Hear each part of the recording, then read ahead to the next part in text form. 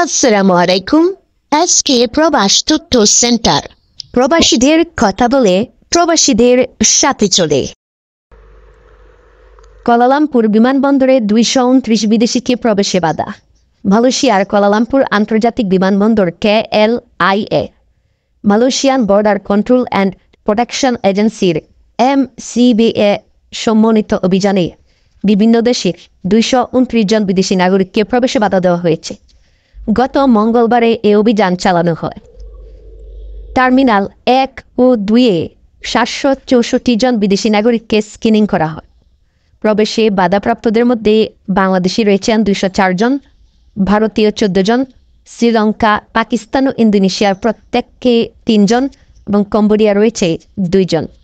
প্রবেশ প্রত্যাখ্যানের মূল কারণ ছিল ভুয়া হোটেল বুকিং, ফেরার টিকিটের অভাব, পর্যাপ্ত আর্থিক সামর্থ্য প্রদর্শনী ব্যর্থতা।